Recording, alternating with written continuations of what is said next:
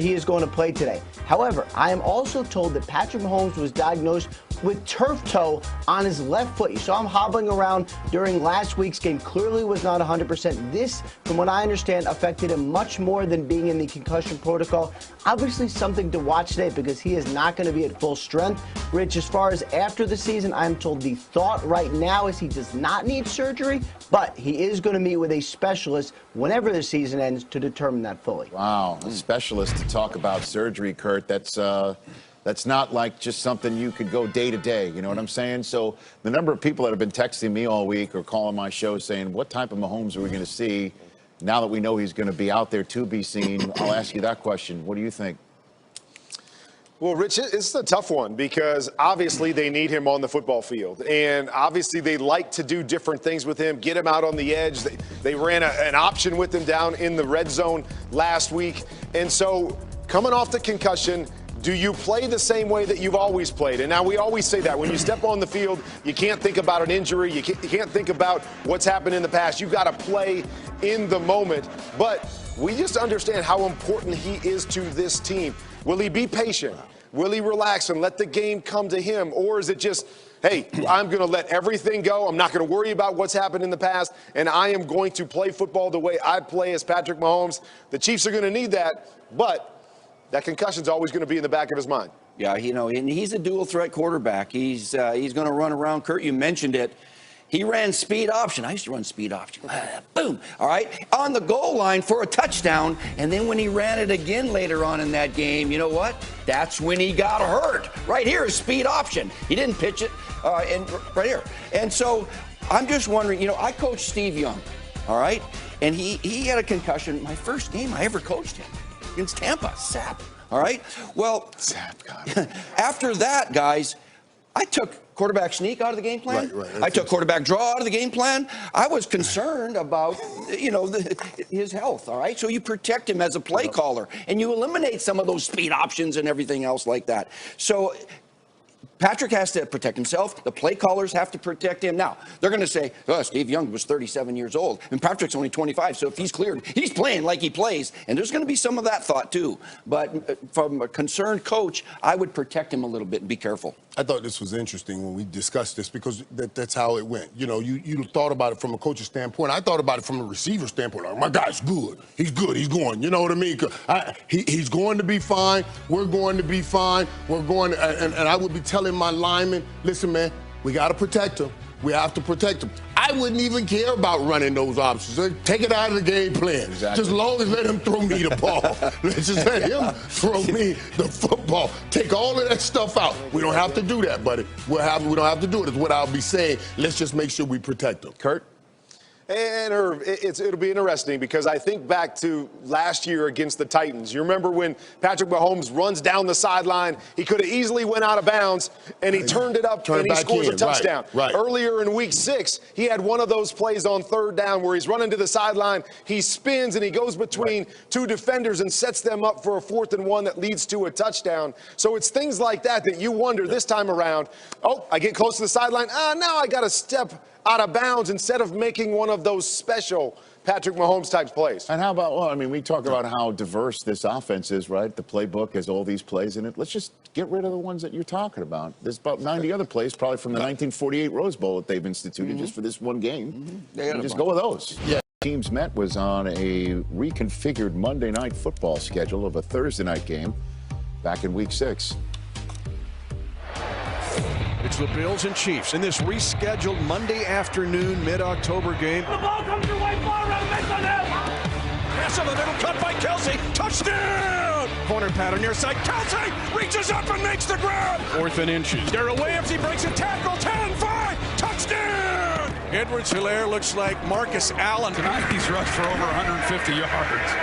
Allen floats in, and what a pick. The Bills have got some soul searching to do. Oh, yeah. Chiefs get a very big mid-October victory. Bills certainly soul searched all the way back to Arrowhead for an AFC Championship game. Jeff Chadia, the latest on the champs. Jeff?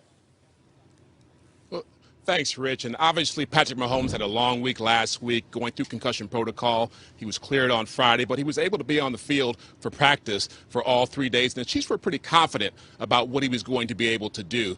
In fact, he talked about just being able to go through those tests, dealing with the doctors, just making sure everything was right and there were no lingering effects. But be honest with you, that toe injury, that turf toe, is probably the bigger issue for Mahomes. He downplayed it, but it may affect his mobility in this game, and Andy Reid knows he needs his quarterback to be able to move around and be as good as he always is. And now we'll send it over to Mooch with more on this game. All right, welcome now to the Lowe's home studio. And Irv, I'm going to start with you. Kurt's over there in Lambeau Field, right? Who needs to step up for the Chiefs today? Coach, I'm trying to talk to you and look you right in your eyes, but there's 3 sets of eyes with these things you have on your socks right here. Coach, that's you on your socks? Yeah, that's me. Yeah, that's what Kurt had on last week. Yeah, where's yours? Yeah, I told you mine. They gave mine away. Sandy gave them away. Yeah, okay, all right. Got the socks on, Kurt, just for you, man. He gave mine away. Who's gonna step up, Mike? Let's step up. Let's step up. Who is speaking of? Who's stepping up?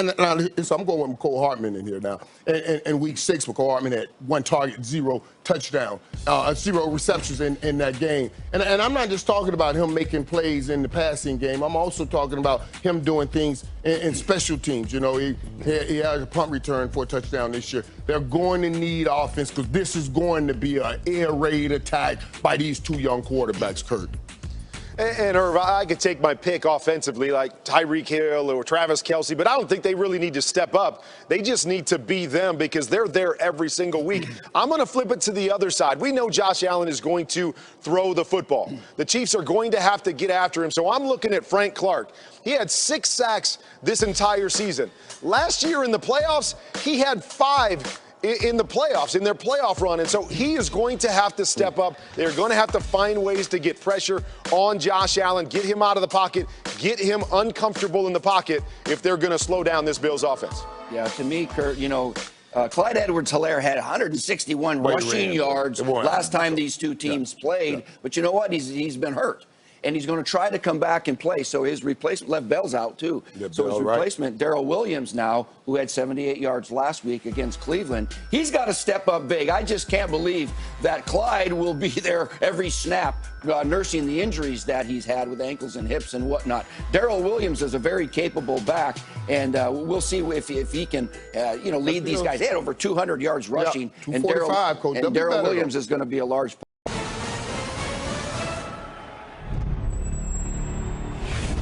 The numbers are staggering. He has doubled up Joe Montana now in terms of conference championship games.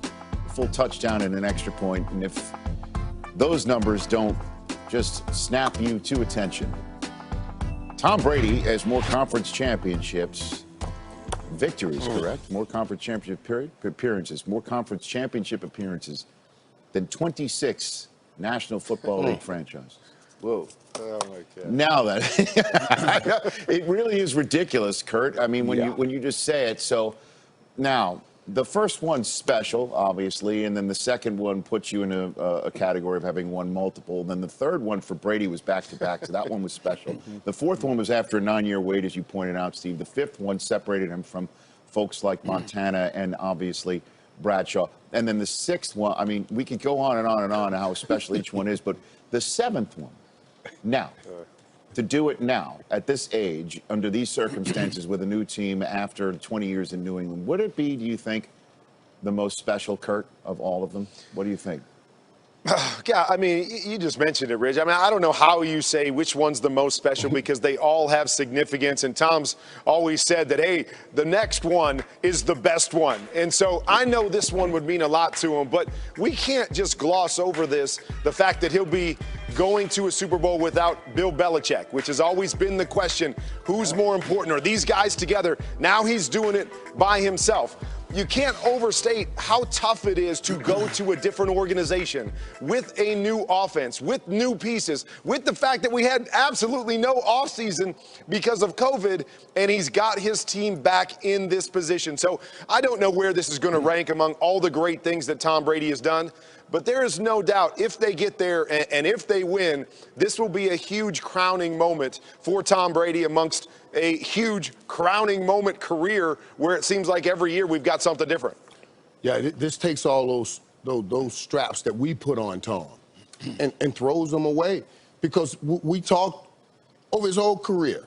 I said it, I'll take Tom Brady over anybody as long as it's that system. If it's that system. So we took away